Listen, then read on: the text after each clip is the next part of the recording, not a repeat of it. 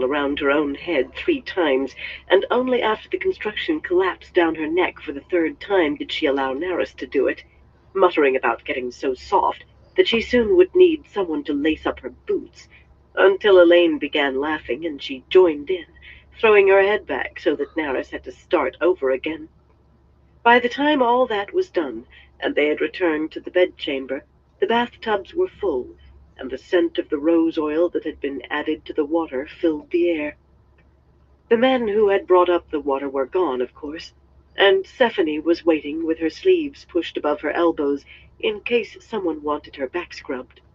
Birgitta was sitting on the turquoise inlaid chest at the foot of the bed, her elbows on her knees. Elaine allowed Esunda to help her off with her pale green swallow-worked robe, and sank into her tub immediately, submerging herself to her neck in water just a hair short of too hot. That left her knees poking up, but it immersed most of her in the warmth, and she sighed, feeling weariness leach out of her and languor creep in. Hot water might have been the greatest single gift of civilization.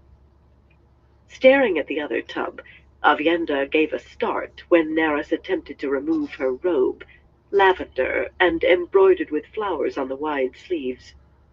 Grimacing, she finally allowed it and stepped gingerly into the water, but she snatched the round soap out of Stephanie's hand and began washing herself vigorously. Vigorously, but very careful not to slop so much as a spoonful of water over the tub's rim. The Aiel did use water for washing, as rinsing out the shampoo they made from a fat leaf that grew in the waste. Yet the dirty water was conserved and used for watering crops. Elaine had shown her 2 of the great cisterns beneath Camelin, fed by a pair of underground rivers, and large enough that the far side of each was lost in a forest of thick columns and shadows. But the arid waste was in Avienda's bones. Ignoring Esunda's pointed looks, she seldom said 2 words more than necessary, and thought baths no time to say anything. Birgitta talked while they bathed, though she took care of what she said in front of Naris and Stephanie. It was unlikely they were in the pay of another house, but maids gossiped almost as freely as men. It seemed almost a tradition. Some rumors were worth fostering, nonetheless. Mostly Birgitta talked of 2 huge merchants' trains that had arrived yesterday from Tyr, the wagons heavy with grain and salted beef, and another from Ilion with oil and salt and smoked fish. It was always worthwhile reminding people that food continued to flow into the city. Few merchants braved the roads of Andor in winter, none carrying anything as cheap as food. But gateways meant that Aramilla could intercept all the merchants she wished, and her forces still would starve long before Camelin felt the first pangs of hunger. The Windfinders, who were making most of those gateways, reported that the High Lord Darlin, claiming the title of steward in Tyr for the Dragon Reborn of all things, was besieged in the Stone of Tyr by nobles who wanted the Dragon Reborn out of Tyr completely, but even they were unlikely to try stopping a rich trade in grain, particularly since they believed the kin who accompanied the Windfinders were Aes Sedai. Not that any real attempt was made at deception, but great serpent rings had been made for kinswomen who had passed their tests for accepted before being put out of the tower, and if anyone drew the wrong conclusion, no one actually lied to them.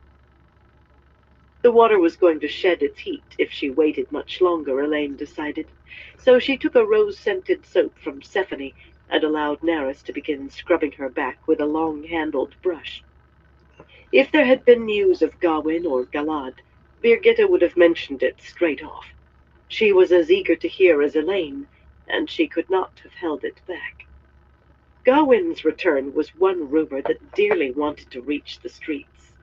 Birgitta performed her duties well as Captain General, and Elaine meant her to keep the position if she could be convinced. But having Gawain there would allow both women to relax a little. Most of the soldiers in the city were mercenaries, and only enough of them to man the gates strongly and make a display along the miles of wall surrounding the new city, but they still numbered more than 30 companies, each with its own captain, who inevitably was full of pride, obsessed with precedence, and ready to squabble over any imagined slight from another captain at the drop of a straw. Gawain had trained his whole life to command armies. He could deal with the squabblers, leaving her free to secure the throne. Apart from that, she simply wanted him away from the White Tower. She prayed that one of her messengers had gotten through and that he was well downriver by this time. Egwene had been besieging Tar Valon with her army for more than a week now, and it would be the cruelest spinning of fate for Gawain to be caught between his oaths to defend the tower and his love for Egwene. Worse, he had already broken that oath once, or at least bent it, for love of his sister, and perhaps his love of Egwene.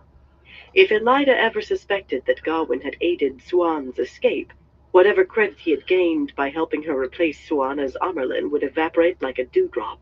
And if he was still within Elida's reach when she learned, he would find himself in a cell, and lucky to avoid the headsman. Elaine did not resent his decision to aid Ellida. He could not have known enough then to make any other choice. A good many sisters had been confused over what was happening, too. A good many still seemed to be. How could she ask Gawain to see what Aes Sedai could not? As for Galad, she had grown up unable to like the man. Sure, he must resent her, and resent Gawain most of all. Galad had to have thought he would be first Prince of the Sword one day, until Gawain was born. Her earliest memories of him were of a boy, a young man, already behaving more like a father or uncle than a brother, giving Gawain his first lessons with a sword. She remembered being afraid he would break open Gawain's head with the practice blade. But he had never given more than the bruises any youth expected in learning swords. He knew what was right, Galad did, and he was willing to do what was right no matter the cost to anyone, including himself. Light, he had started a war to help her and Nynaeve escape from Samara, and it was likely he had known the risk from the start. Galad fancied Nynaeve, or had for a time. It was hard to imagine he still felt that way, with him a white cloak, the light only knew where and doing what. But the truth was he had started that war to rescue his sister. She could not condone him being a child of the light. She could not like him, yet she hoped that he was safe and well. She hoped he found his way home to Camelin, too. News of him would have been nearly as welcome as news of Gawain. That surprised her, but it was true. 2 more sisters came while you were away. They're at the Silver Swan. Birgitta made it sound as though they were merely stopping at an inn, because every bed in the palace was taken. A green with 2 warders and a gray with 1. They came separately. A yellow and a brown left the same day, so there are still 10 altogether. The yellow went south toward Farmatting. The brown was heading east. Stephanie, waiting patiently beside Avienda's tub with nothing to do, exchanged a glance with her sister over Elaine's head and grinned. Like many in the city, they knew for a fact that the presence of Aes Sedai at the Silver Swan signified White Tower support for Elaine and House Trakand. Watching the 2 girls like a hawk, Esanda nodded. She knew it too.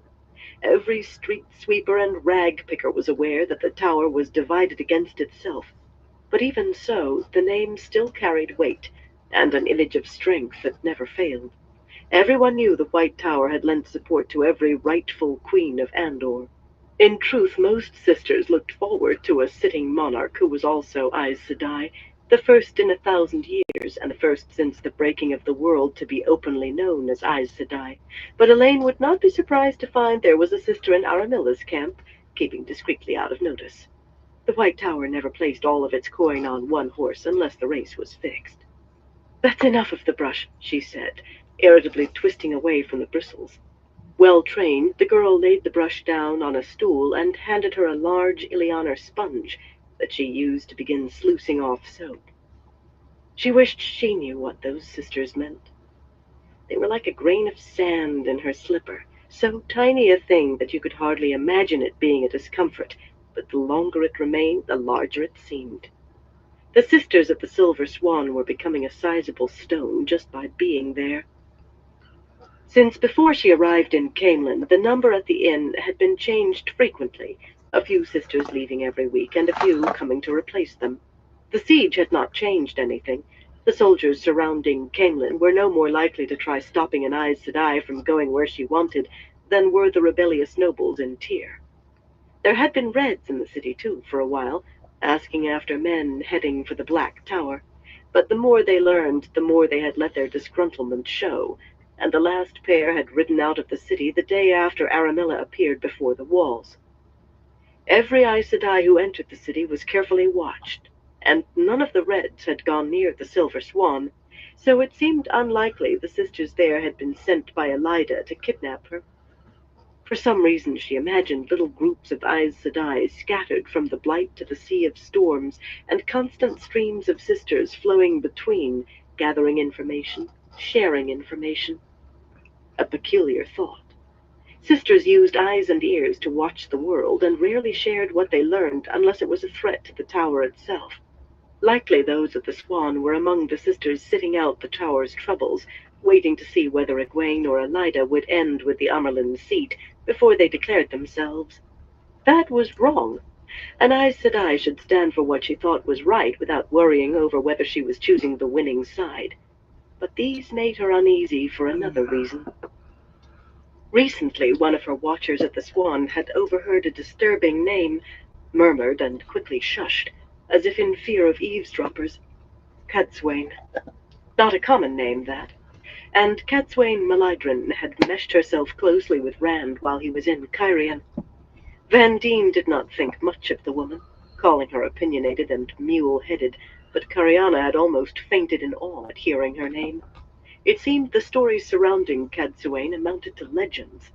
Trying to deal with the Dragon Reborn single-handed was just the sort of thing Cadsuane Malydrin might do. Not that Elaine had concerns about Rand and any Aes Sedai, except that he might outrage her beyond her control. The man was too pig-headed himself sometimes to see where his own good lay. But why would a sister in Camelin mention her name? And why had another hushed her? Despite the hot bath water, she shivered, thinking of all the webs the White Tower had spun through the centuries, so fine that none could see them except the sisters who did the spinning, so convoluted that none but those sisters could have unraveled them. The Tower spun webs, the Ajas spun webs, even individual sisters spun webs. Sometimes those schemes blended into one another as though guided by a single hand. Other times they had pulled one another apart. That was how the world had been shaped for 3,000 years. Now the tower had divided itself neatly into rough thirds. One third for Egwene, one for Elida, and one that was standing aside. If those last were in contact with one another, exchanging information, forming plans, the implications. A sudden tumult of voices dimmed by the closed door made her sit up straight. Maris and Stephanie squealed and leaped to clutch one another, staring wide-eyed at the door. What in the bloody flaming... Snarling, Birgitta hurled herself off the chest and out of the room, slamming the door behind her. The voices rose higher. It did not sound as if the guardswomen were fighting, just arguing at the tops of their lungs, and the bond carried mainly anger and frustration, along with her bloody headache. But Elaine climbed out of the bathtub, holding out her arms for Asunda to slip her robe on. The white-haired woman's calmness, and perhaps Elaine's, soothed the two maids enough that they blushed when Asunda looked at them, but Avienda leaped from her tub, splashing water everywhere, and dashed dripping into the dressing room. Elaine expected her to return with her belt knife, but instead she came back surrounded by the glow of Saidar, and holding the amber turtle in one hand. With the other she handed Elaine the angreal that had been in her belt pouch, an aged ivory carving of a woman clothed only in her hair. Accepting the towel atop her head, Avienda wore only a wet sheen, and she angrily waved Stephanie away when the woman tried to put her robe on her. Knife or no knife, Avienda still tended to think as if she were going to fight with a blade, and might need to move suddenly. "Put this back in the dressing room," Elaine said, handing the ivory angreal to Asunda. "Avienda, I really don't think we need to—" The door opened a crack, and Birgitta put her head in, scowling. Naris and Stephanie jumped, not so soothed as they had seemed. Zaida wants to see you, Birgitta growled. Hey, Shaz, how you I doing? told her she'd have to wait, but with a sudden yelp, I guess not she too staggered bad. into the Can't room, complain none. catching her balance after 2 steps and whirling to face the woman who had pushed her. The wave mistress of Clan Catalar did not look as though she had pushed anyone. The ends of her intricately knotted red sash swirling about her knees, she entered the room calmly, followed by 2 windfinders, one of whom shut the door in Rasoria's angry face. That's good. All 3 swayed when they moved, nearly as much as Birgitta did in her heeled boots. Zaida was short, with streaks of gray Let's in her load this tightly up and curled do a little hair, dab. but her dark face was one of those that grew more beautiful with the years, and her beauty only seemed magnified by the golden chain, heavy with small medallions, that connected one of her fat golden earrings to her nose ring. More importantly, her air was one of command, not of arrogance, but of Hell the yeah, knowledge that Shaz. she would be obeyed. That's The the way to be. windfinders eyed Avienda, still glowing with the power, and Shanella's angular face tightened. Yet, aside from a murmur from Shylin that the Aiel girl was ready to weave, they remained silent and waited. The 8 earrings in Shylin's ears marked her as windfinder to a clan wave mistress, and Shanella's honor chain carried nearly as many golden medallions as that of Zaida herself. Both were women of authority, and it was plain in the way they held themselves and moved, yet one needed to know nothing of the Afa Anmier to know, as soon as one saw them, that Zaida din Parida held the first spot. "Your boots must have tripped you, Captain General," she murmured with a small smile on her full lips, one dark tattooed hand toying with the golden scent box that dangled on her chest. "Clumsy things, boots." She and the 2 windfinders were barefoot as always. The soles of the Afa Anmier's feet were as tough as shoe soles, unbothered by rough decks or cold floor tiles. Strangely, in addition to their blouses and trousers of brightly colored silk brocades, each woman wore a wide stole of plain white that hung below her waist and almost hid her multitude of necklaces. "I was taking a bath," Elaine said in a tight voice, as if they could not see that, with her hair done up and her robe clinging to her damply. Esanda was almost quivering with indignation, which meant she must be beside herself with fury. Elaine felt close to it herself. "I will be taking a bath again as soon as you go. I will speak with you when I have finished taking my bath, if it pleases the light."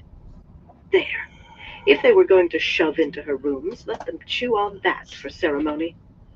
"The grace of the light be upon you also, Elaine Sedai," Zaida replied smoothly.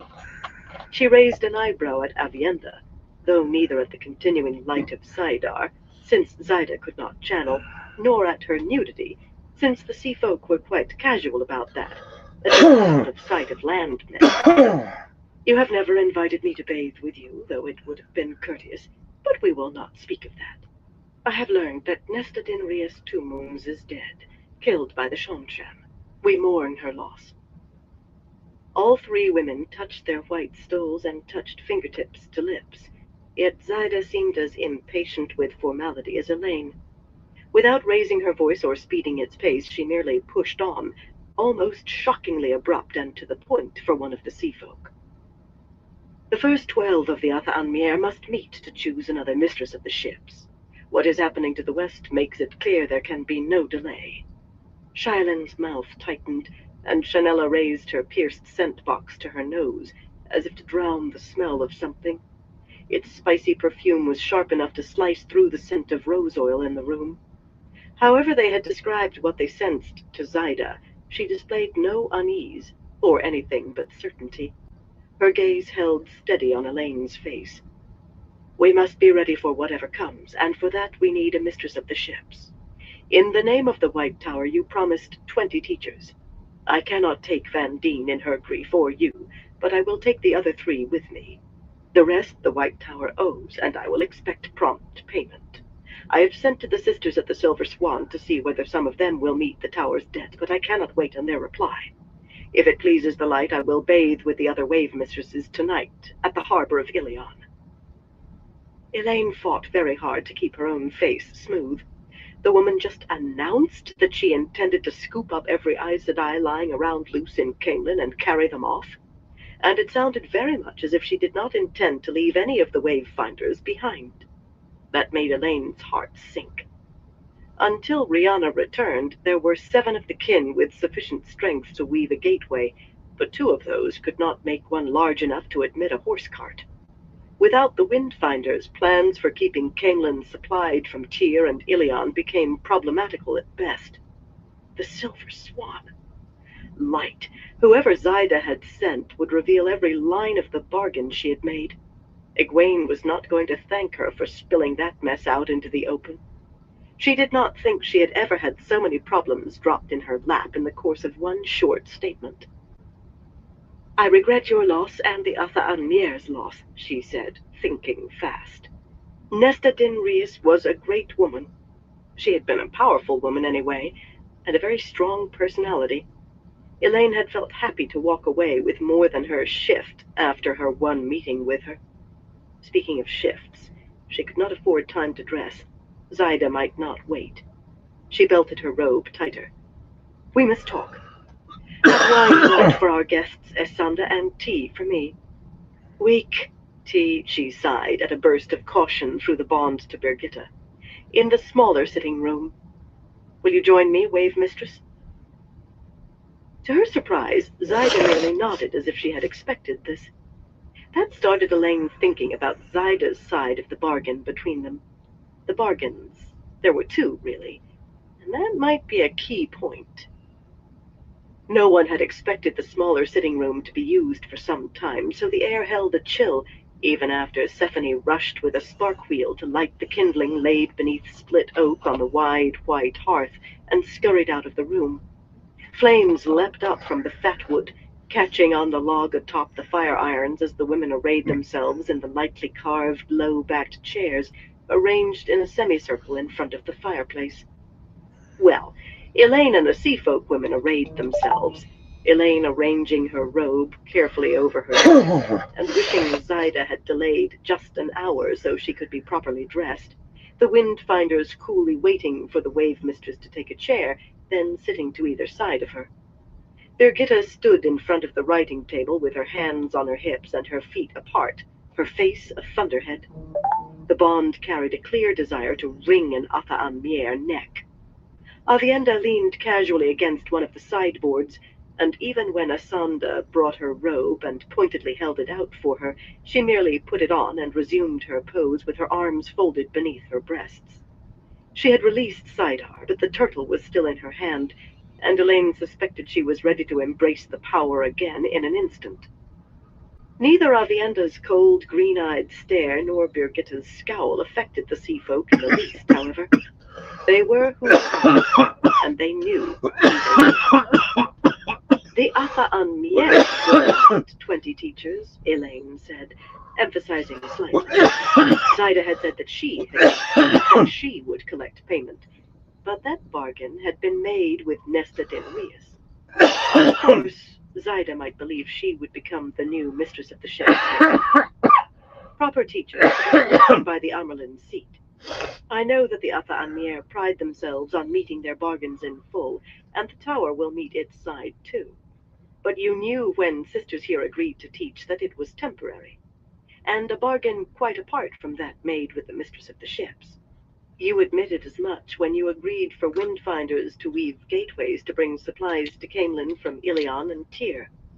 Surely you would not have gotten involved in the affairs of the Shorebound for any reason other than paying off a bargain.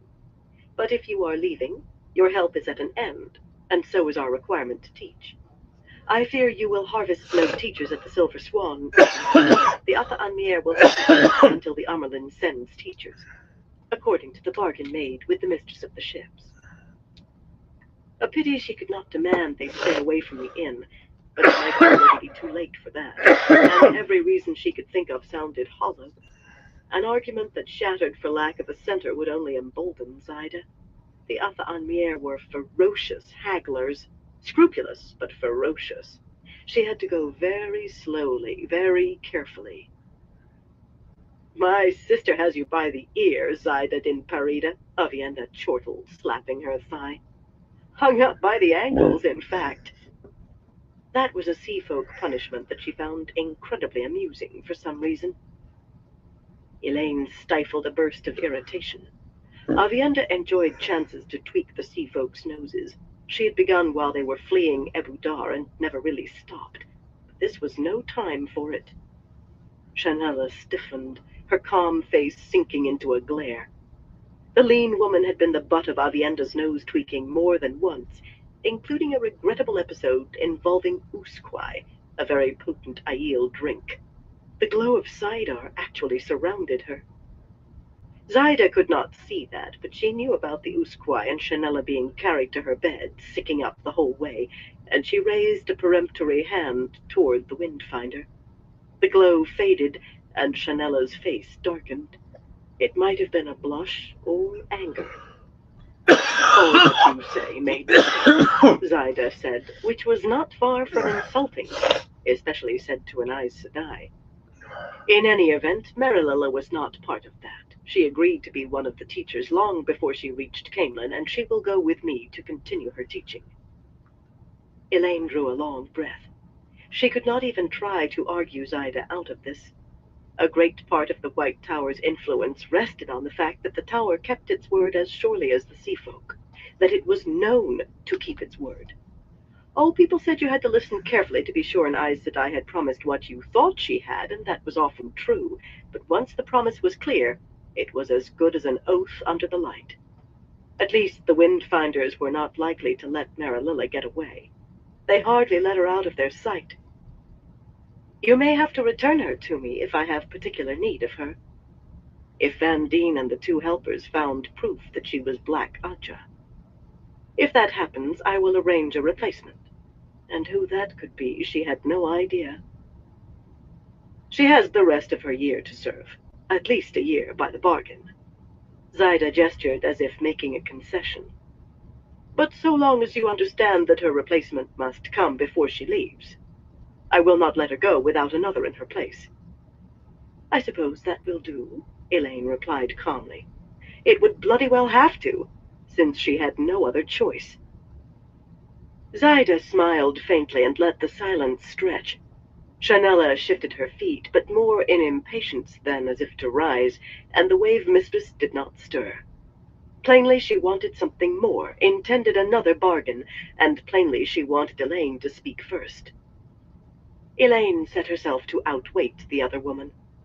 The fire had begun to blaze and crackle, sending sparks up the chimney and radiating a fine warmth into the room, but her damp robe absorbed the chill in the air and transferred it to her skin. Ignoring the cold was all very well, but how were you supposed to ignore being cold and wet? She met Zaida's gaze levelly and matched her tiny smile.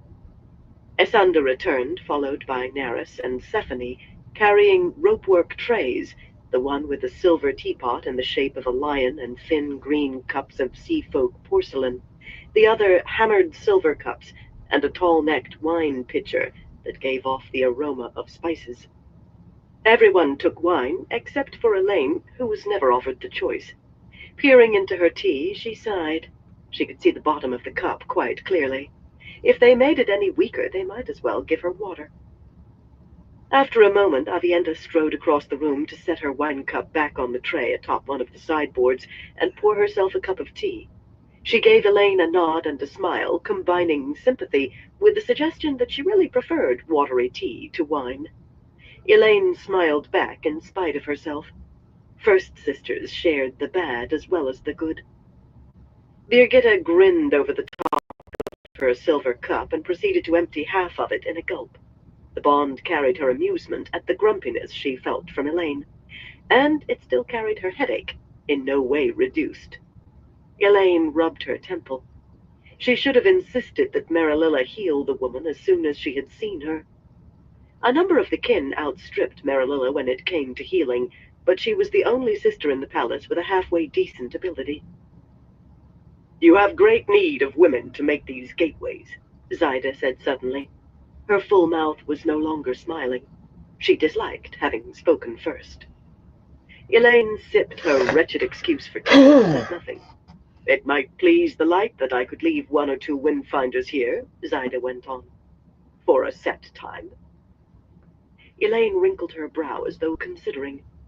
She needed those bloody women, and more than 1 or 2. What would you ask in return? She said finally.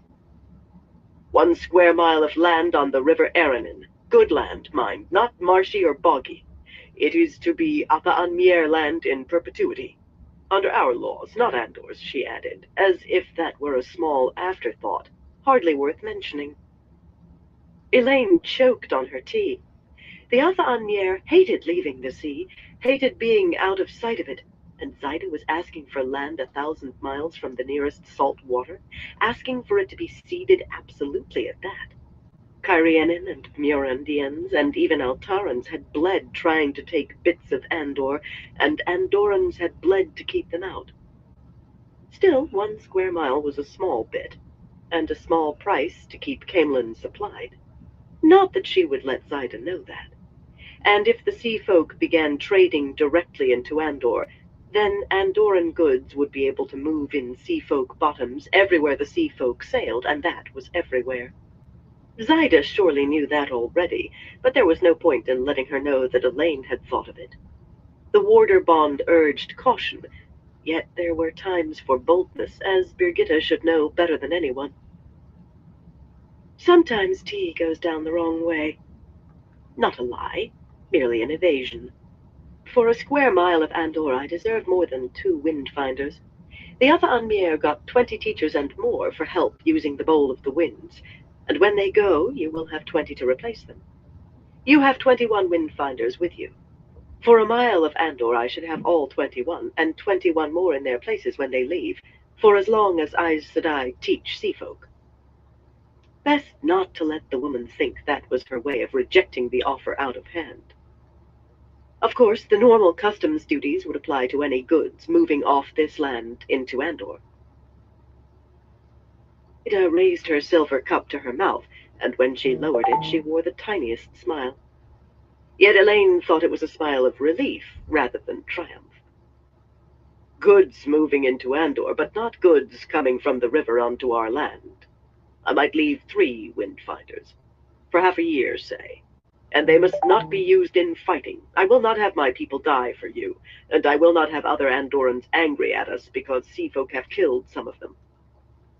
They will be asked only to make gateways, Elaine said, though they must make them wherever I require.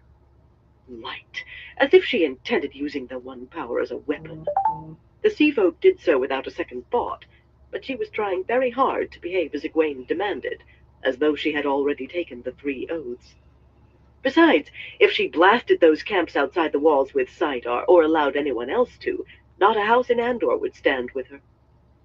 They must stay until my crown is secure, whether that is half a year or longer.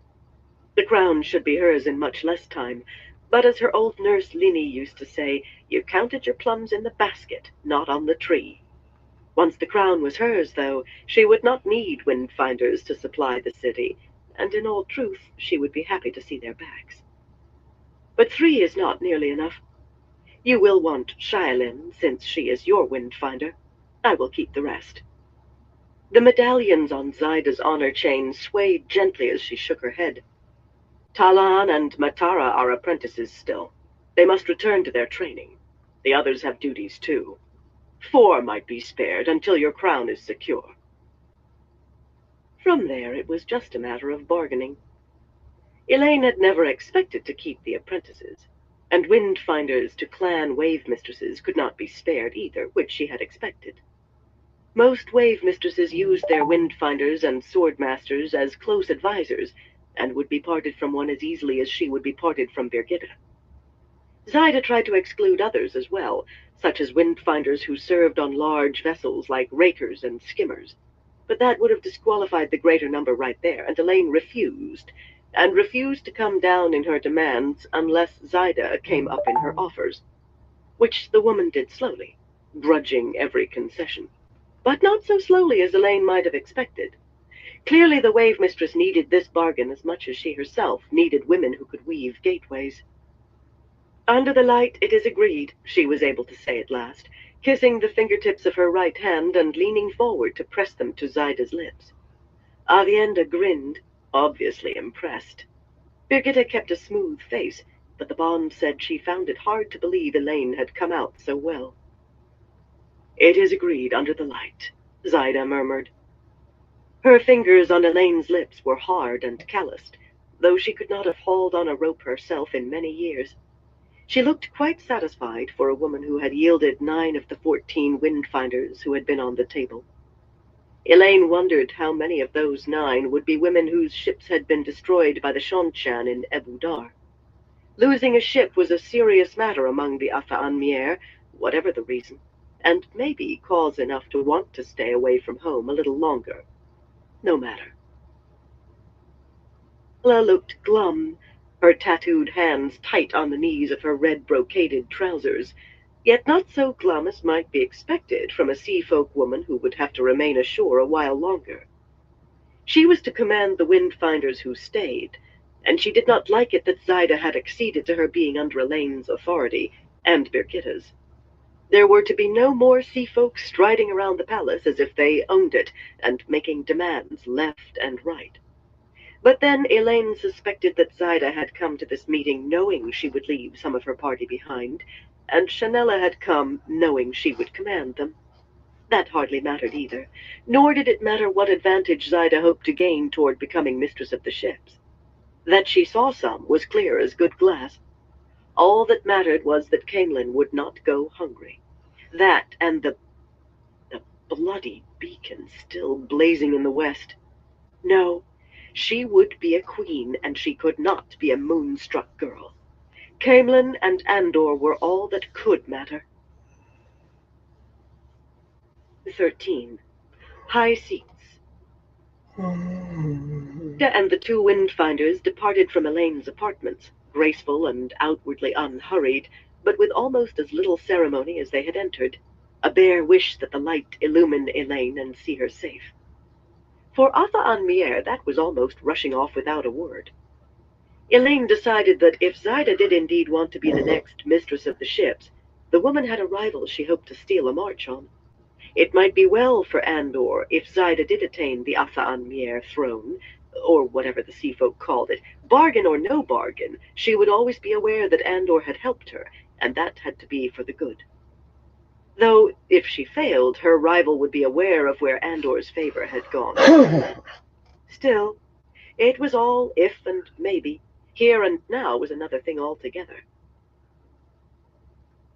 "Not expect anyone to manhandle an ambassador," she said quietly once the doors had closed behind them. "But in the future I do expect the privacy of my rooms. Even ambassadors are not to be allowed simply to wander in. Am I understood?" Rasoria nodded, her face wooden, but by the color that flashed into her cheeks, she felt the mortification of having let the sea-folk pass as keenly as Birgitta, and the Bond writhed until Elaine felt her own face growing red with a stinging embarrassment. "You did nothing wrong, exactly, but don't let it happen." Light. Now she sounded a dolt. "We will speak no more of it," she said stiffly. Oh, burn Birgitta and the Bond! They would have had to wrestle with Zaida to stop her, but adding bone-deep humiliation to the other woman's headache was piling insult on injury. And Avienda had no call to grin in that smarmy way. Elaine did not know when or how her sister had learned that she and Birgitta sometimes reflected one another, but Avienda found the whole thing vastly amusing. Her sense of humor could be rough at times. "I think you 2 will make each other melt one day," she said, laughing. "But then you already played that joke, Birgitta Trahelian." Birgitta scowled at her, sudden alarm crushing embarrassment in the Bond, and she returned such a look of innocence it seemed her eyes might fall out of her face. "Better not to ask," Elaine decided. "When you ask questions," Lena used to say, "then you have to hear the answers whether you want to or not." She did not want to hear, not with Rasoria studiously examining the floor tiles in front of her boots, and the rest of the guardswomen in the anteroom failing to pretend not to be listening. She had never realized how precious privacy was until she lost it completely. near enough completely anyway. "I'm going to finish my bath now," she said calmly. Blood and ashes, what joke had Birgitta played on her? Something that made her melt? It could not have been much if she still did not know what it was. Unfortunately, the bath water had gone cold, tepid anyway, hardly anything she wanted to sit in. A little while longer soaking would have been wonderful, but not at the expense of waiting while the tubs were emptied bucket by bucket and more hot water brought up. The entire palace must know she was back by now, and the first maid and the first clerk would be anxious to make their daily reports. Daily when she was in the city, and doubly anxious because she had been gone for a day.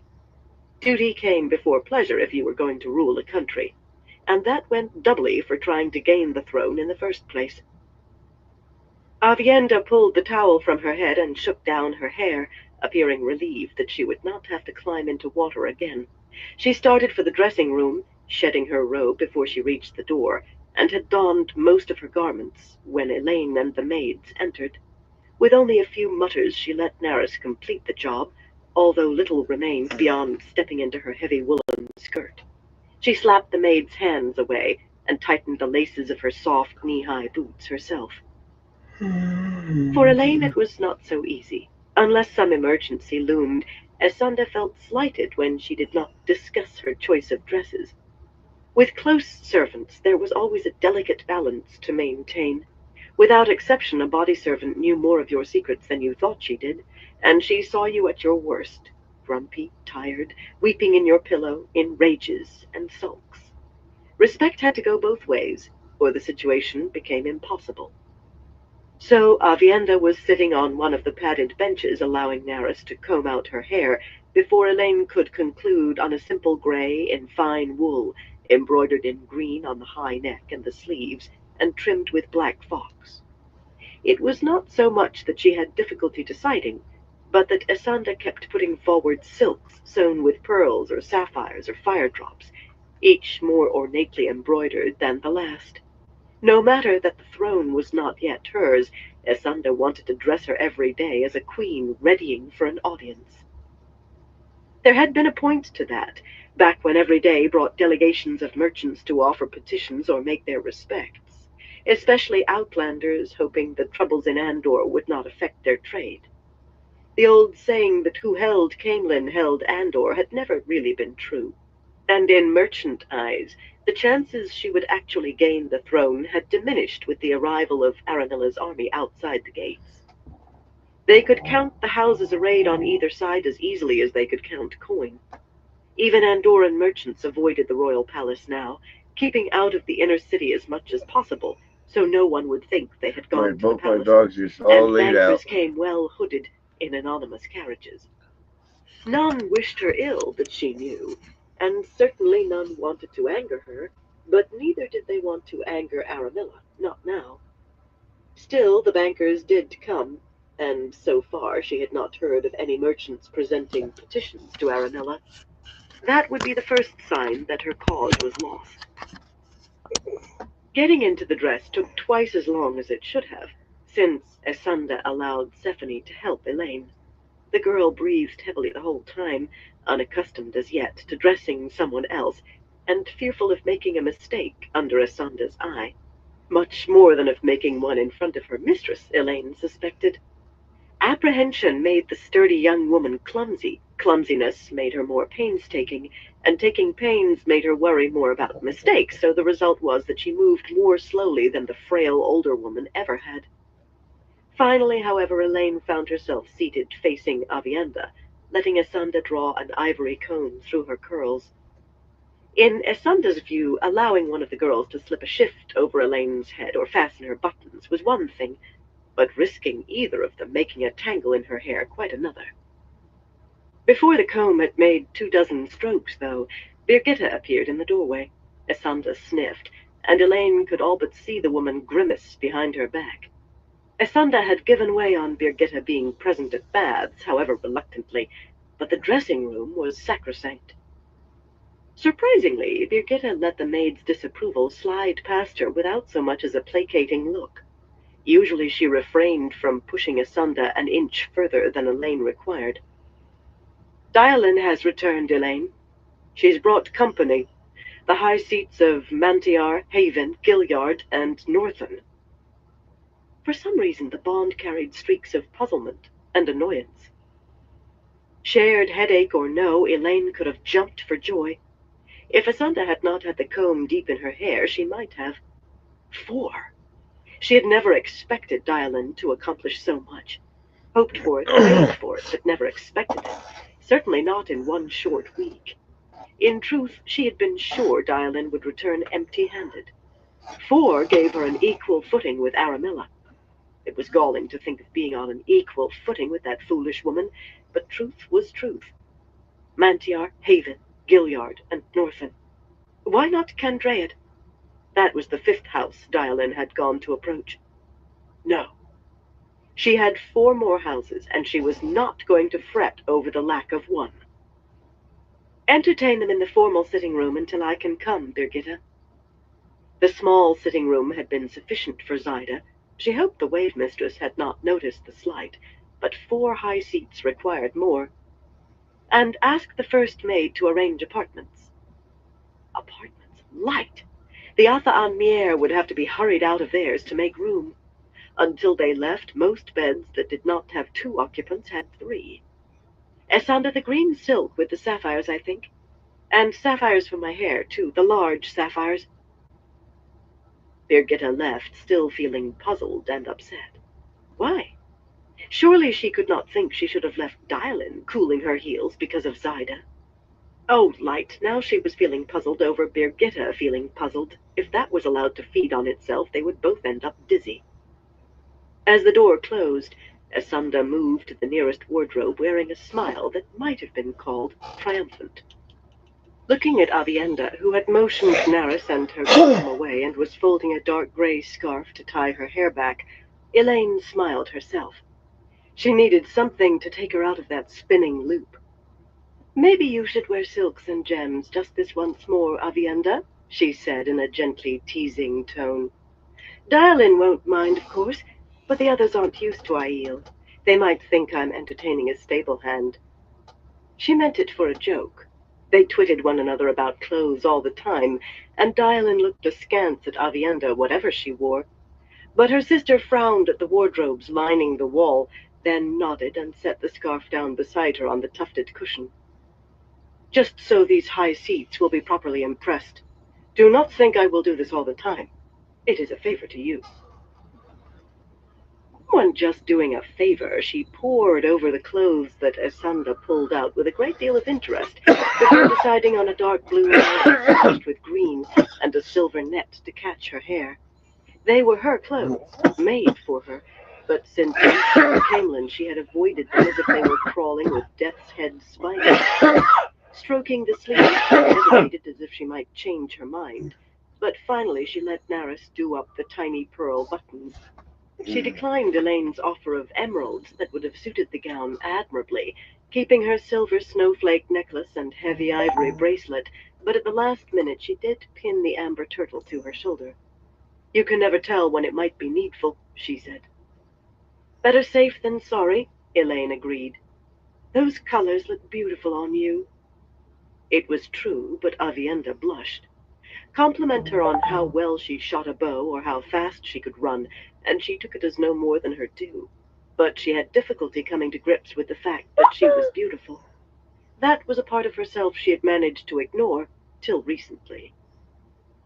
Asunda shook her head in disapproval, unaware that the brooch was an angreal. Amber did not go with blue velvet. Or maybe it was Avienda's horn-hilted knife, which she tucked behind her green velvet belt. The white-haired woman made sure that Elaine wore a small dagger with sapphires on the scabbard and pommel, hanging from a belt of woven gold. Everything had to be just so to gain Asunda's approbation. Rasoria gave a start and entered the anteroom in her high velvet. The guardswomen had never seen her in anything but Aiel garb before. Avienda scowled as if they had laughed, and gripped her belt knife firmly.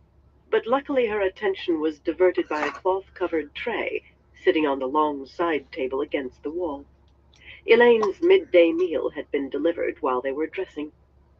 Whisking the blue-striped cloth aside, Avienda tried to interest Elaine in eating, smiling and pointing out how sweet the stew of dried plums would be, and exclaiming over the pieces of pork in the grainy mush. Slivers, they looked like. Rasoria cleared her throat and mentioned that a fire was burning nicely in the apartment's larger sitting room. She would be more than happy to carry the tray in for the Lady Elaine. Everyone tried to make sure Elaine ate properly, however they saw properly, but this was ridiculous. The tray had been sitting there some time. The mush was a congealed mass that would have stuck in the bowl if she turned it upside down. She had the high seats of 4 houses waiting on her, and they had waited long enough. She pointed that out, but offered to let the 2 of them eat, if they were hungry. In fact, she implied that she might insist on them eating. That was enough to make Avienda drop the cloth back over the tray with a shudder, and Rasoria wasted no more time either. It was only a short walk down the icy hallway to the formal sitting room, and the only things that moved, aside from them, were the bright winter wall hangings that stirred in the corridor's drafts. But the guardswomen formed a ring around Elaine and Avienda and kept watch as if they expected Trollocs. It was only with an effort that Elaine convinced Rasoria there was no need to search the sitting room before she entered. The guardswomen served her and obeyed her, but they also were pledged to keep her alive, and they could be as muley over that last duty as Birgitta was over deciding whether she was warder, captain general, or elder sister at any given moment. Likely, following on the heels of the incident with Zaida, Rasoria would have wanted the lords and ladies waiting inside to surrender their weapons. The threat with the mush might have had its part, too. After a short argument, however, Elaine and Avienda swept in through the wide doorway together, and alone. Elaine's feeling of satisfaction did not last, though. The sitting room was large, meant to accept dozens of people comfortably, a dark-paneled space with layered carpets covering the floor tiles and a horseshoe arch of high-backed chairs in front of a tall fireplace of white marble with fine red veins. Here, important dignitaries could be received with more honor than an audience before the throne, because it was more intimate. The blaze dancing along the logs on the hearth had barely had time to take an edge off the chill in the air, but that certainly was not the reason Elaine felt as if she had been struck in the stomach. She understood Birgitta's puzzlement now. Dylan turned from warming her hands at the fire as they entered. A strong woman with fine lines at the corners of her eyes and hints of gray in her gold hair, she had not waited to change on reaching the palace, and still wore a riding dress of deep gray that showed a few travel stains on the hem. Her curtsy was the merest bend of her neck, the slightest dip of her knees, but she intended no discourtesy. Dylan knew who she was as surely as Zaida did. Her only jewelry was a small golden pin in the shape of Taravin's owl and oak on her shoulder, a clear statement that the high seat of Taravin needed nothing more. Yet she had almost died to prove her loyalty to Elaine. "Elaine," she said formally, "it gives me honor to present to you Lord Perival, High Seat of House Mantiar." A pretty golden-haired boy in a plain blue coat jerked away from peering through the 4-barreled kaleidoscope on a gilded stand taller than he was. He had a silver cup in his hand that Elaine hoped very much did not contain wine, or at least extremely well watered if it did. One of the side tables held several trays laden with pitchers and cups, and an ornate teapot she knew might as well be filled with water. "My pleasure, my Lady Elaine," he piped, blushing and managing a credible bow, despite a little clumsiness in handling the sword belted to his waist. The weapon looked much too long for him. "House Mantiar stands with House Trakand." She returned his courtesy in a daze, spreading her skirts mechanically. "Lady Catelyn, High Seat of House Haven," Dylan continued. "Elaine?" a dark-eyed young woman at her side murmured, touching her dark green divided skirts and making a fractional dip that might possibly have been intended for a curtsy, though perhaps she just meant to imitate Dylan. Or perhaps she wanted to avoid poking her chin against the large enameled brooch on the high neck of her dress, the blue bear of Haven. Her hair was caught in a silver net worked with the blue bear, too, and she wore a long ring with the sigil as well. A touch too much pride of house, perhaps. Despite her cool haughtiness, she was a woman only by courtesy, her cheeks still round with baby fat. Haven stands with Trakand, obviously, or I would not be here.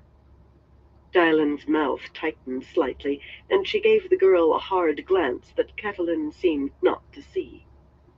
Lord Branlet, high seat of House Gilliard. Another boy, this one with unruly black curls, in green embroidered with gold on the sleeves, who hastily set his wine cup down on a side table as if uneasy at being seen with it. His blue eyes were too big for his face, and he nearly tripped himself with his sword, bowing. "It is my pleasure to say that House Gilliard stands for Trakand, Lady Elaine."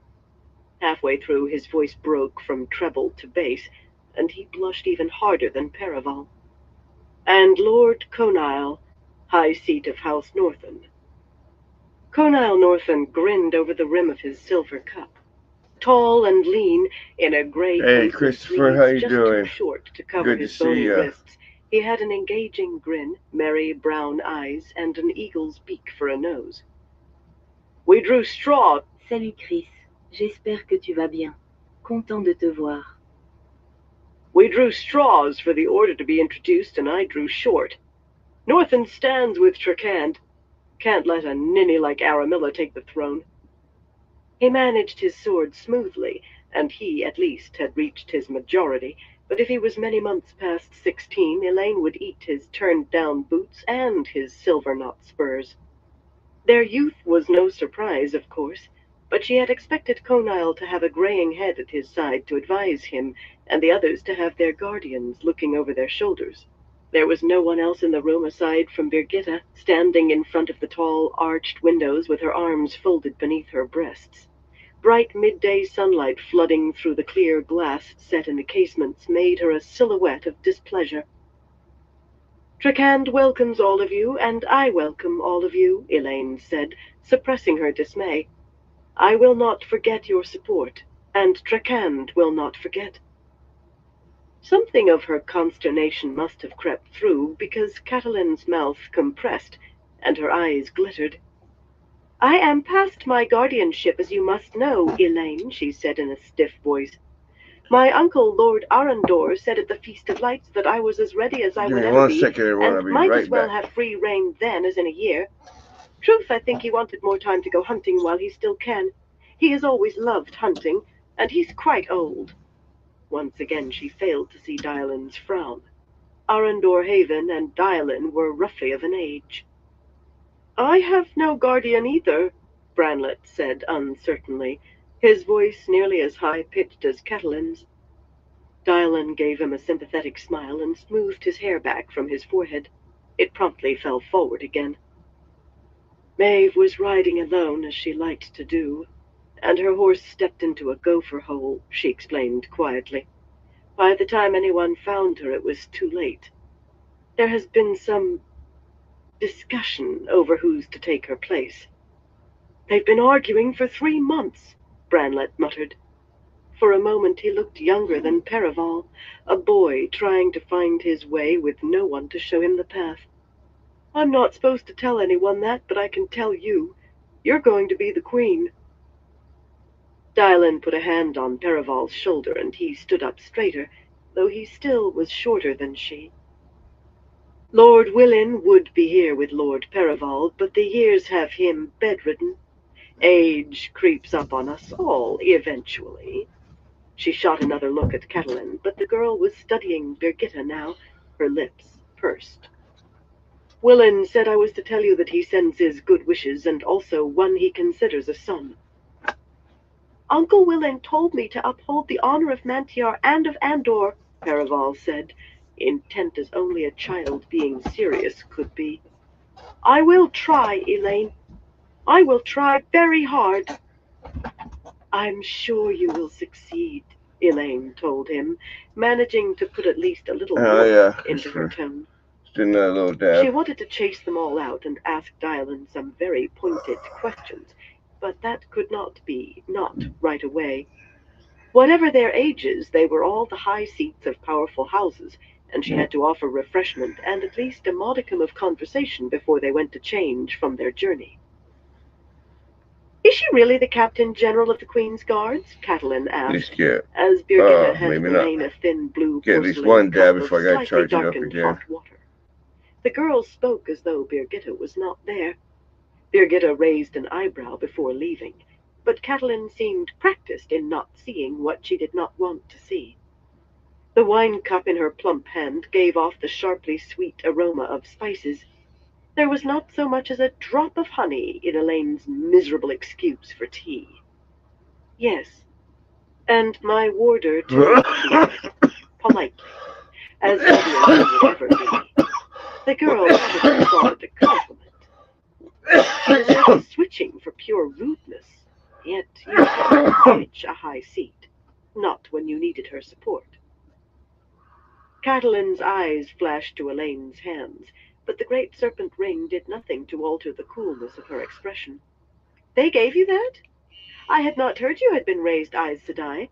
I thought the White Tower had sent you home when your mother died, or perhaps because of the troubles in the tower we hear about. Imagine, Aes Sedai squabbling like farm wives at market. But how could she be a general or a warder without a sword? In any case, my Aunt Evella says a woman should leave swords to men. You don't shoe your own horse when you have a farrier, or grind your own grain when you have a miller. A quote from Lady Evella, no doubt. Elaine schooled her face, ignoring the only slightly buried insults. An army is a general's sword, Catelyn. Gareth Bryn says a general who uses another blade is mistaking the job. The name seemed to make no impression on her either. Miners' children in the mountains of Mist knew Gareth Bryn's name. Avienda appeared at Elaine's side, smiling as though delighted at the opportunity to talk with the girl. Swords are no use at all, she said sweetly. Sweetly, Avienda. Elaine had never realized her sister could dissemble so skillfully. She had a cup of mulled wine, too. It would have been too much to expect her to continue drinking bitter tea out of sisterly affection. You should learn the spear, also the knife, and the bow. Birgitta Trachelian could shoot your eyes out at 200 with her bow. Maybe it's 300. The spear? Catelyn said faintly, and then in a slightly incredulous tone, my eyes?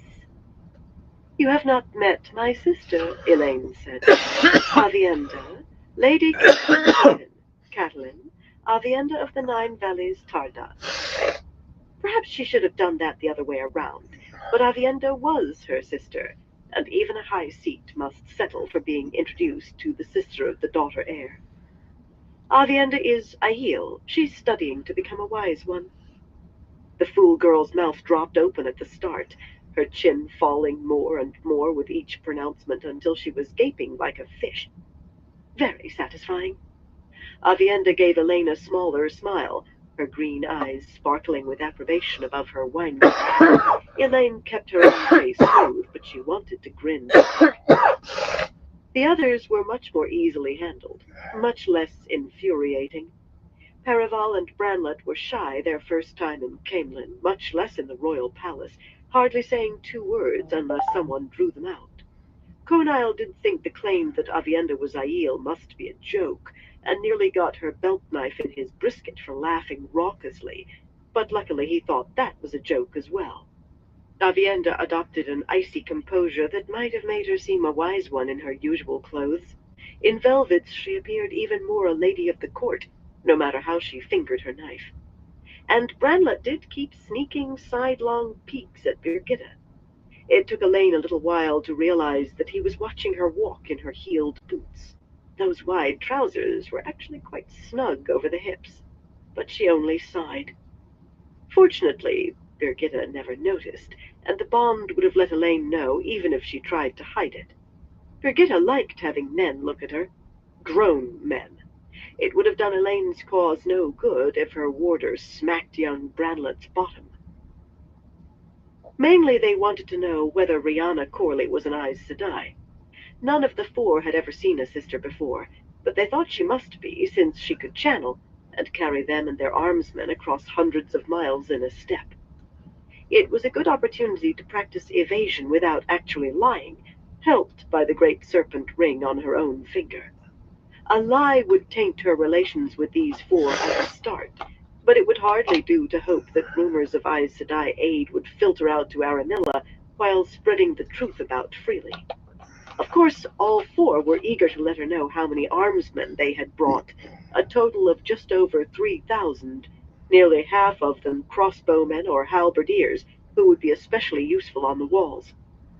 That was a sizable force for four houses to have had ready to hand when Dailen came calling. But then no house wanted its high seat unguarded in these times. Kidnapping was not unheard of when the throne sat in question. Conile said as much, with a laugh. He seemed to find everything worth a laugh. Branlet nodded and scrubbed a hand through his hair. Elaine wondered how many of his numerous aunts, uncles, and cousins knew he was gone, and what they would do when they learned.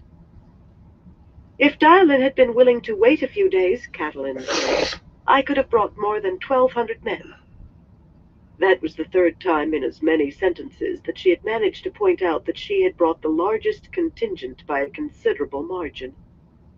I have sent to all of the houses pledged to Haven, and I to every house pledged to Northen, Conile added, with a grin, of course.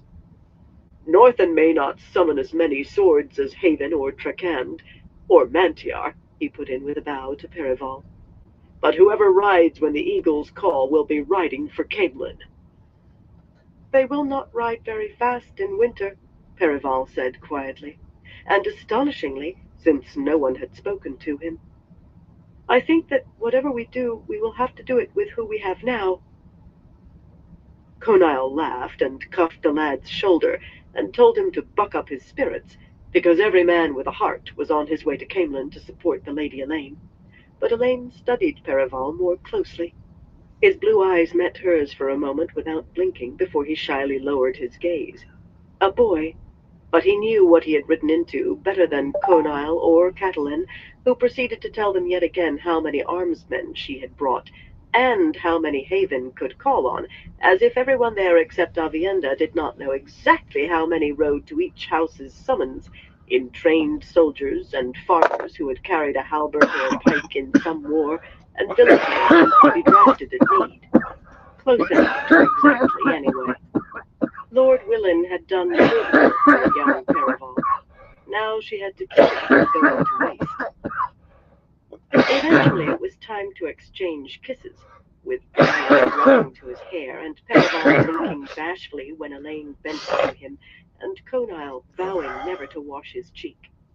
Catelyn returned a surprisingly hesitant peck to Elaine's cheek, as if it had just occurred to her that she had consented to place it. But after a moment, she thought it to herself, cool pride falling back on her like a mantle. Once the four were handed over to the maids and serving men who would take them to the apartments that Elaine, her first maid, had had time to ready, Dailen refilled her wine cup and settled herself in one of the tall, carved chairs with a weary sigh. Fine a week's work as I've ever done, if I do say so myself. I got Candread out of the way straight off. I never thought Danine would be able to make up her mind, and it only took an hour to prove me right, though I had to stay 3 to keep from offending her. The woman must keep in bed till noon from being unable to decide which side of the mattress to climb down from. The rest were ready to see sense with only a little convincing. No one with any sense wants to risk Aramilla gaining the throne. For a moment she frowned at her wine, then fixed Elaine with a steady look. She never hesitated to speak her mind, whether or not she thought Elaine would agree, and plainly she intended to do so now. It may have been a mistake to pass these kinswomen off as Aes Sedai, however side-mouthed we've been about it.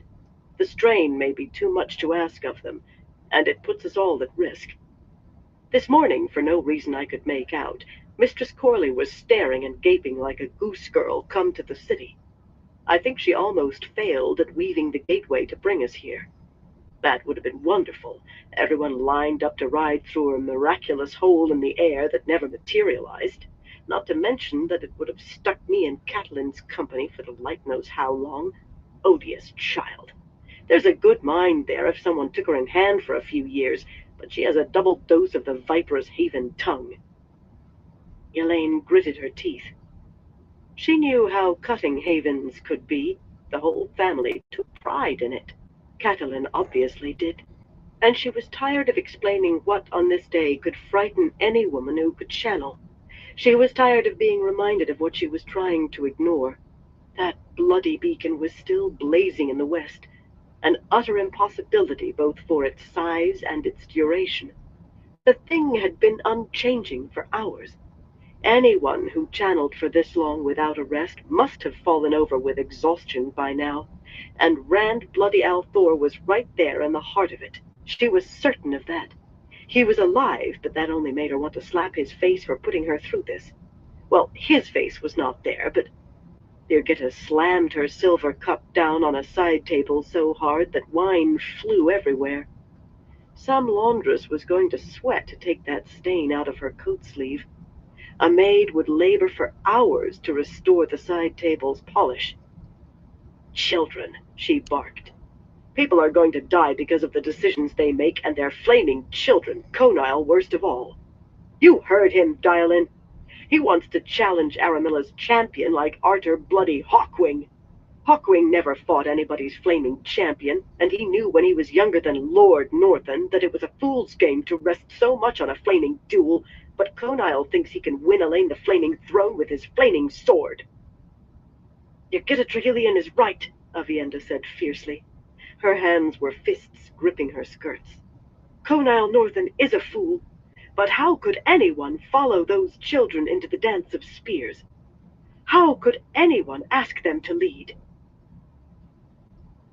Lynn regarded them both and chose to answer Avienda first. She was plainly bemused by Avienda's garb, but then she was bemused by Avienda and Elaine adopting one another as sisters, by Elaine having an Aiel friend in the first place. That Elaine chose to include that friend in their councils was something she tolerated, though not without letting her toleration show. I became house seat of Taravin at 15, when my father died in a skirmish on the Altaran marches. My two younger brothers died fighting cattle raiders out of Murundi that same year. I listened to advisors, but I told Taravin riders where to strike, and we taught the Altarans and the Murundians to look elsewhere for their thieving. The times choose when children must grow up, Avienda, not we. And in these times, a high seat who is a child cannot be a child any longer. As for you, Lady Birgitta, she went on in a drier voice, your language is, as ever, pungent. She did not ask how Birgitta presumed to know so much of Arthur Hawkwing, things no historian knew, but she studied her appraisingly. Branlet and Perival will take guidance from me, and so will Catalin, I think, much as I regret the time I'll have to spend with the girl. As for Conile, he's hardly the first young man to think he's invincible and immortal. If you can't keep him reined in as Captain General, I suggest you try walking for him. The way he was eyeing those breeches of yours, he'll follow anywhere you lead. Elaine shrugged off the pure fury welling up in her. Not her fury, any more than it had been her anger at Dialin in the first place, or her anger at Birgitta splashing wine about. It was Birgitta's. She did not want to slap Rand's face. Well, she did, but that was beside the point. Light. Conile had been looking at Birgitta too? They are the high seats of their houses, Avienda. No one in their houses would thank me for treating them as less. Far from it. The men who ride for them will fight to keep them alive, but it is Perival and Branlet, Conile and Catalin they ride for, not me, because they are the high seats. Avienda frowned and folded her arms as though pulling a shawl around herself, but she nodded. Abruptly and reluctantly, no one rose to such prominence among the Aiel without years of experience and the approval of the wise ones, but she nodded. You will have to deal with them, Captain General to High Seat. White hair wouldn't necessarily make them any wiser, and it definitely wouldn't make them any easier to deal with. They'd still have their own opinions, and with years of experience to give them weight, most likely they'd be 10 times as certain they knew what needs to be done better than you do, or than I do. She made a great effort to keep her tone clear of sharpness, and no doubt Birgitta felt the effort. At least the flow of rage through the bond suddenly diminished. It was only tamped down, not gone. Birgitta enjoyed having men look, at least when she wanted them to look, but she very much did not like anyone saying she was trying to attract their attention. Yet even so, she knew the danger to both of them of letting their emotions run too free. Dialin had begun sipping at her wine, still studying Birgitta. Only a bare handful knew the truth that Birgitta desperately wanted to keep hidden, and Dialin was not among them, yet Birgitta had been careless enough. A slip of the tongue here, a slip there, that the older woman was certain that some mystery hid behind Birgitta's blue eyes. The light only knew what she would think if she solved that riddle. As it was, the two were oil and water. They could argue over which way was up, and certainly over everything else. This time Dialin clearly thought she had won, foot and horse. Be that as it may, Dialin, Elaine continued, I would have been more pleased if you had brought their advisers with them. What's done is done, but Branlet troubles me in particular. If Gilliard accuses me of kidnapping him, matters become worse than they were, not better. Dialin waved that away. You don't know the Gilliards well, do you? The way they squabble among themselves, they may not notice the boy is gone before summer, and if they do, none will repudiate what he's done. None of them will admit they were so busy in arguing over who's to be his guardian that they forgot to keep an eye on him. And second, none of them will admit they weren't consulted beforehand. In any event, Gilliard would stand for Zaida before standing for Marn, and they don't like Aran or Sarand much better. I hope you're right, Dialin, because I'm appointing you to deal with any angry Gilliards who appear. And while you're advising the other three, you can keep a thumb on Conile so he doesn't do anything completely harebrained. For all her talk, the first suggestion made Dialin wince slightly. The second made her sigh. It made Birgitta laugh out loud. If you have any problems, I'll lend you a pair of breeches and some boots, and you can walk for him. Some women, Dialin murmured into her wine, can make a fish bite by crooking a finger, Lady Birgitta. Other women have to drag their bait all over the pond. Avienda laughed at that, but Birgitta's anger began to edge upward in the bond. A wave of cold air swept into the room as the door opened, and Rosaria entered, coming to a stiff attention. The first maid and the first clerk have come, my Lady Elaine, she announced. Her voice faltered at the end as she caught the mood in the room. A blind goat could have caught it, with Dialin smug as a cat in the creamery and Birgitta scowling at her and Avienda both, and Avienda choosing this moment to remember that Birgitta was Birgitta Silverbow, which on this occasion made her stare at the floor, as abashed as if she had been laughing at a wise one. Now and again Elaine wished her friends could all get on as well as she and Avienda did, but somehow they managed to rub on together, and she supposed that was really all she could ask from real people. Perfection was a thing for books and gleemen's stories. Send them in, she told Rasoria, and don't disturb us unless the city is under attack.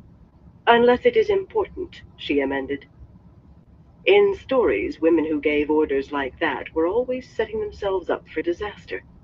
Sometimes there were lessons in stories, if you looked for them. 14. What wise ones know. Nori, the first clerk, and Rena Harfor, the first maid, entered together, him making a jerky, unpracticed bow, and her a graceful curtsy that was neither too low nor too shallow. They could not have been more different. Mistress Harfor was round-faced and regally dignified, her hair in a neat grey bun atop her head. Master Nori tall and gawky as a wading bird, with his little remaining hair sticking up behind his ears like sprays of white feathers. Each carried an embossed leather folder stuffed with papers, but she held hers at her side as if not to rumple her formal scarlet tabard, unwrinkled as it always seemed to be, no matter the hour or how long she had been on her feet, while he clutched his folder to his narrow chest as if to hide old ink stains, of which several spotted his tabard, including a large blot that made the white lion's tail end in a black tuft. Courtesies done, they immediately put a little distance between them, each not quite watching the other. As soon as the door closed behind Rosaria, the glow of Saidar sprung up around Avienda, and she wove a ward against eavesdropping that clung to the walls of the room. What was said between them was now as safe as they could make it, and Avienda would know if anyone even tried to listen with the power. She was very good with this sort of weave. "Mistress Harford," Elaine said, "if you will begin." She did not offer wine or seats, of course. Master Norrie would have been shocked to his toenails by such a lapse in the proprieties, and Mistress Harford might well have been offended. As it was, Norrie twitched and glanced sideways at Rena, and her mouth thinned. Even after a week's meetings, their dislike for giving their reports where the other could hear was palpable. They were jealous of their fiefs, the more so since the first maid had moved into territory that once might have been considered Master Norrie's responsibility. Of course, running the royal palace had always been the first maid's charge, and it might be said that her new duties were only an extension of that. It would not be said by Halwyn Norrie, though. The blazing logs settled in the fireplace with a loud crack, sending a shower of sparks up the chimney.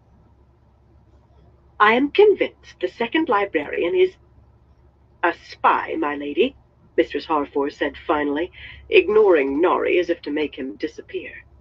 She had resisted letting anyone else know that she was searching out spies in the palace, yet the first clerk knowing seemed to grate on her worst of all. His only authority over her, if such it was, came from paying the palace accounts, and he never questioned an expenditure, but even that little was more than she wished. "Every 3 or 4 days, Master Harnder visits an inn called the Hoop and Arrow, supposedly for the ale made by the innkeeper, one Millis Fendry. But Mistress Fendry also keeps pigeons, and whenever Master Harnder visits, she sends off a pigeon that flies north. Yesterday, 3 of the Aes Sedai staying at the Silver Swan found reason to visit the Hoop and Arrow, though it caters to a much poorer crowd than the Swan.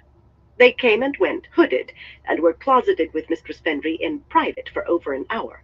All 3 are brown Aja. I fear that indicates Master Harnder's employer.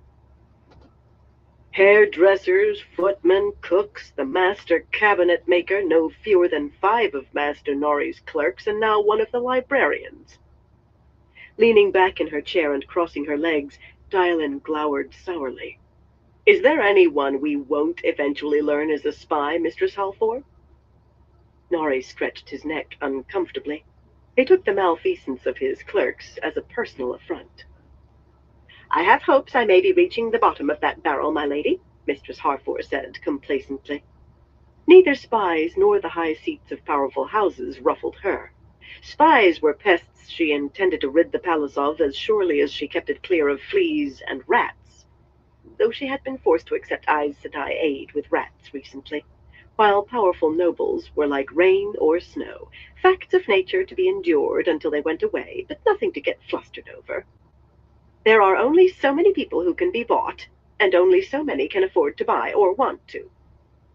Elaine tried to picture Master Harnder, but all she could bring up in her mind was vague, a chubby, balding man who blinked incessantly. He had served her mother, and, as she recalled, Queen Mordrellin before that. No one commented on the fact that it seemed he also served the Brown Aja. Every ruler's palace between the spine of the world and the Areth Ocean contained the tower's eyes and ears. Any ruler with half a brain expected it. Doubtless the Shanshan would soon be living under the White Tower's gaze too, if they were not already. Rena had discovered several spies for the Red Aja, assuredly legacies of Elida's time in Camelin, but this librarian was the first for another Aja. Elida would not have liked other Ajas knowing what went on in the palace while she was advisor to the queen. A pity we have no false stories we want the brown Aja to believe, she said lightly.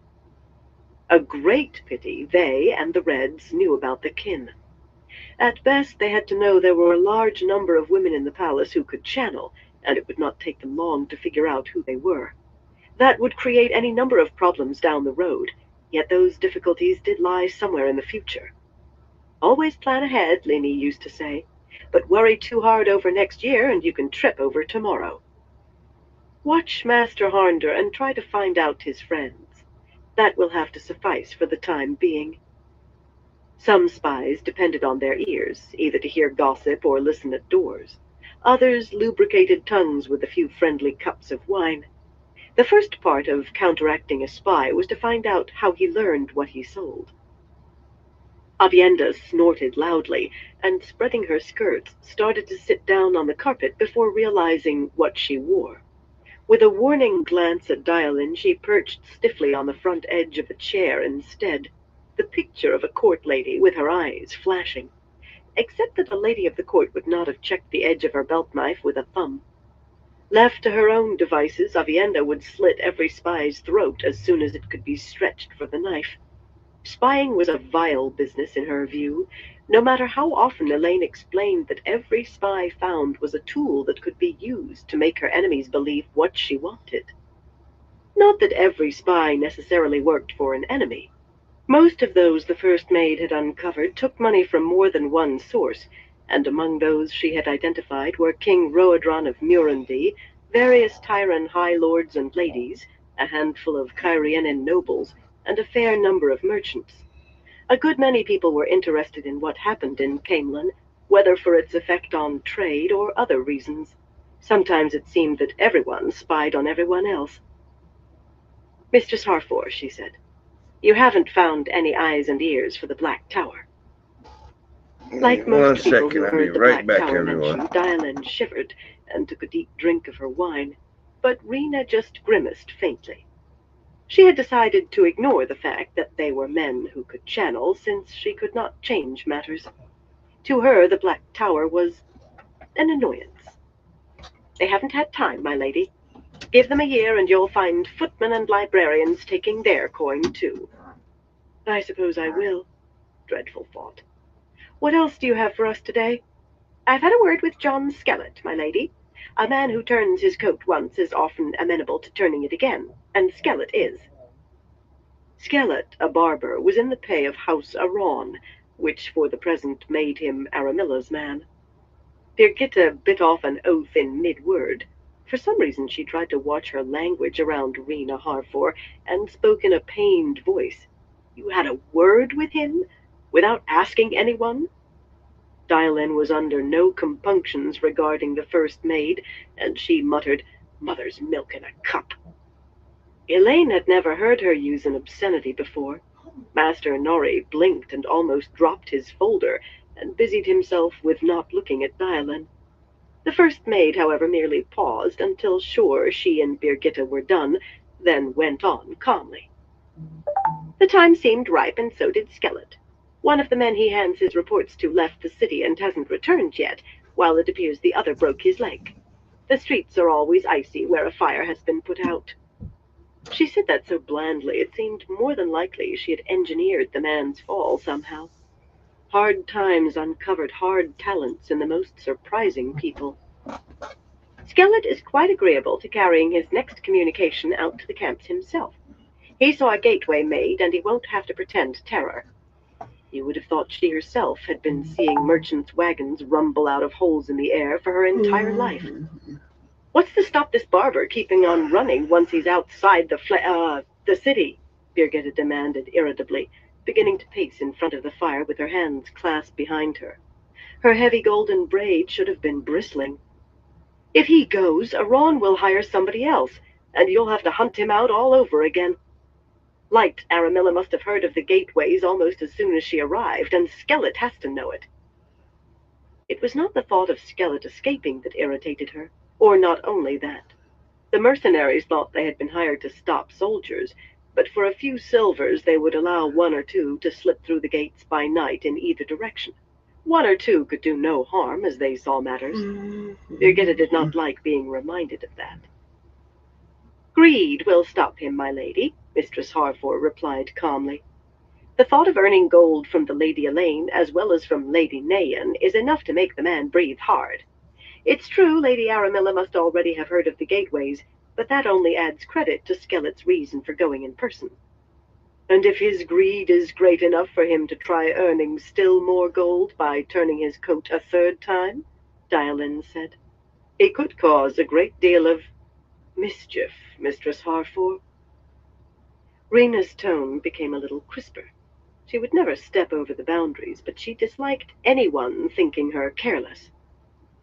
Lady Nayan would have him buried under the nearest snowdrift, my lady, as I made certain he is aware. She has never been patient, as I am sure you are aware. In any case, the news we get from the camps is quite sparse, to say the least, and he might see a few things we would like to know. If Skelet can tell us which camp Aramilla, Elenia, and Nayan will be in and when, I'll give him his gold with my own hand, Elaine said deliberately. Elenia and Nayan stayed close to Aramilla, or she kept them close, and Aramilla was much less patient than Nayan, much less willing to believe that anything could function without her presence. She spent half of each day riding from camp to camp, and never slept in the same 2 nights running as far as anyone could learn. That is the only thing he can tell us of the camps that I want to know. Rena inclined her head. As you say, my lady, I will see to it. She too often tried not to say things straight out in front of Nori, but she gave no sign that she had heard any reproof. Of course, Elaine was not sure she actually would rebuke the woman openly. Mistress Harford would continue to perform her duties properly if she did, and she certainly would continue hunting spies with undiminished ardor, if for no other reason than their presence in the palace offended her. Yet Elaine might find a dozen inconveniences in every day, a dozen small discomforts that added up to misery, and not a one that she could directly attribute to the first maid. We must follow the steps of the dance as surely as our servants, her mother had told her once. You can keep hiring new servants and spend all your time training them and suffering till they learn, only to find yourself back where you started. Or you can accept the rules as they do and live comfortably while you use your time to rule. Thank you, Mistress Harford, she said, for which she received another precise curtsy. Rena Harford was another who knew her own worth. Master Nori? The heron-like man gave a start and stopped, frowning at Rena. In some ways he saw the gateways as his, and not to be trifled with. Yes, my lady, of course. His voice was a dusty monotone. I trust the Lady Birgitta already has informed you of the merchant's trains from Ilion and Tyr. I believe that is, her usual custom when you return to the city. For a moment his eyes rested reproachfully on Birgitta.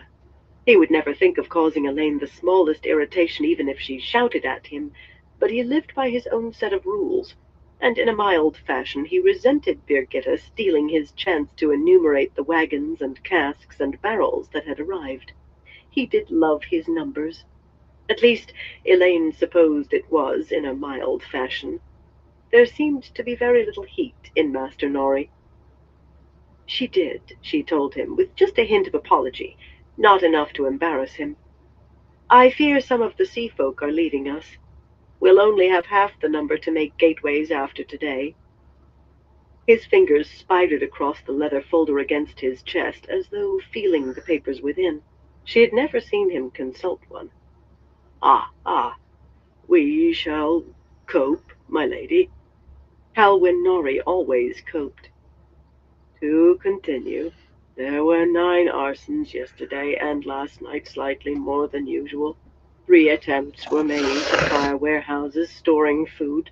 None successful, I hasten to add. He might hasten to add, yet he did it in that same drone. If I may say so, the guards patrolling the streets are having an effect. The number of assaults and thefts has declined to little more than normal for this time of year, but it seems evident that some hand is directing the arsons. 17 buildings were destroyed, all save one abandoned. His mouth narrowed in disapproval. It would take far more than a siege to make him leave Camelin. And in my opinion, all of the fires were placed so as to draw the water wagons as far as possible from the warehouses where attempts were made. I now believe that pattern holds for every fire we've seen these past weeks. Birgitta, Elaine said. I can try plotting the warehouses on a map, Birgitta replied doubtfully, and put extra guards on the streets that seem to be farthest away, but it's still leaving a lot to chance. She did not look toward Mistress Harfor, but Elaine felt a faint hint of a blush from her. Anybody can have flint and steel in a belt pouch, and it only takes a minute with some dry straw to start a fire. Do what you can, Elaine told her. It would be pure luck if they caught an arsonist in the act, and beyond luck if the arsonist could say more than that she had been handed coin by someone with a hood, hiding her face. Tracing that gold back to Aramilla or Elenia or Nayan would require Matt Cawthon's luck. Have you anything more, Master Nari? Knuckling his long nose, he avoided her gaze. It has, come to my attention, he said hesitantly, that Marn, Aron, and Sarand have all recently taken very large loans against the revenues of their estates. Mistress Harfor's eyebrows climbed before she got them under control. Peering into her teacup, Elaine discovered that she had actually emptied it. Bankers never told anyone how much they had loaned, to whom, or against what, but she did not ask how he knew. It would be embarrassing, for both of them. She smiled when her sister took the cup, then grimaced when Avienda returned with it filled again. Avienda seemed to think she should drink weak tea till her eyes floated. Goat's milk was better, but dishwater for tea would do. Well, she would hold the bloody cup, but she did not have to drink. The mercenaries, Dylan growled, the heat in her eyes enough to make a bear back up. I've said it before and I'll say it again. The trouble with sellswords is they don't always stay bought. She had opposed hiring mercenaries to help defend the city from the start, though the fact was that without them, Aramilla could have ridden in with her army by any gate she picked, or near enough. There simply had not been enough men to guard every gate properly otherwise, much less man the walls. Birgitta had opposed the mercenaries too, yet she had accepted Elaine's reasons, if reluctantly. She still distrusted them, but now she shook her head. Sitting on the arm of a chair near the fire, she rested her spurred boot on the seat. Mercenaries have a concern for their reputations, if not their honor. Changing sides is one thing. Actually betraying a gate is something else entirely. A company that did that would never be hired again anywhere. Aramilla would have to offer enough for a captain to live the rest of his life like a lord, and at least convince his men they'd be able to as well. Nari cleared his throat. Even that sounded dusty somehow. It seems they may have borrowed against the same revenues twice or even 3 times. The bankers, of course, are unaware of this as yet. Birgitta began to curse, then cut herself off. Dylan scowled at her wine hard enough to make it turn sour. Avienda squeezed Elaine's hand, just a quick pressure quickly released. The fire crackled in a shower of sparks, some nearly reaching the carpets. The mercenary companies will have to be watched. Elaine raised a hand to forestall Birgitta. The other woman had not opened her mouth, but the bond shouted volumes. You will have to find the men for it somewhere. Light. They seem to be guarding against as many people inside the city as outside. It shouldn't take that many, but we need to know if they start to act strangely or secretively, Birgitta. That might be our only warning. I was thinking what to do if one of the companies does sell out, Birgitta said wryly. Knowing won't be enough unless I have men to rush to any gate I think is going to be betrayed. And half the soldiers in the city are mercenaries. Half the rest are old men who were living on their pensions a few months gone. I'll shift the mercenaries' postings at irregular intervals. It will be harder for them to betray a gate if they can't be sure where they'll be tomorrow, but that doesn't make it impossible. Protest how she would that she was no general, she had seen more battles and sieges than any 10 generals living, and she knew very well how these matters unfolded. Elaine almost wished she had wine in her cup. Almost. Is there any chance the bankers will learn what you have, Master Nori, before the loans come due? If they did, some might decide they preferred Aramilla on the throne. She could strip the country's coffers to repay those loans then. She might even do it. Merchants rode the political winds, whichever way they blew. Bankers had been known to attempt to influence events. In my opinion, it is unlikely, my lady. They would have to, ask the right questions of the right people, but bankers are normally, close-mouthed with one another. Yes, I think it unlikely, for the time being. There was nothing to be done in any case, except to tell Birgitta there might be a new source for assassins and kidnappers. Only, given her hard expression and a sudden grimness in the bond, she had already realized that. There would be little chance of keeping the bodyguard under 100 women now, if there ever had been. Thank you, Master Nori, Elaine said. You've done well, as always. Let me know immediately if you see any indications that the bankers have asked those questions. Of course, my lady, he murmured, ducking his head like an egret darting after a fish. My lady is very kind. When Rena and Nori left the room, him holding the door for her and making a bow that was a hair more graceful than usual, and her giving him a slight bow of her head as she glided past him into the corridor, Avienda did not release the ward she was holding. As soon as the door closed, its solid sound swallowed by the ward, she said, "Someone tried to listen." Elaine shook her head. There was no way to tell who. A black sister? A curious kinswoman? But at least the eavesdrop had failed. Not that there was much chance of anyone getting past one of Avienda's wards. Maybe not even the Forsaken. But she would have spoken up right away if someone had. Dylan took Avienda's announcement with less applause. Alright, everyone, I'm gonna call into this live for tonight.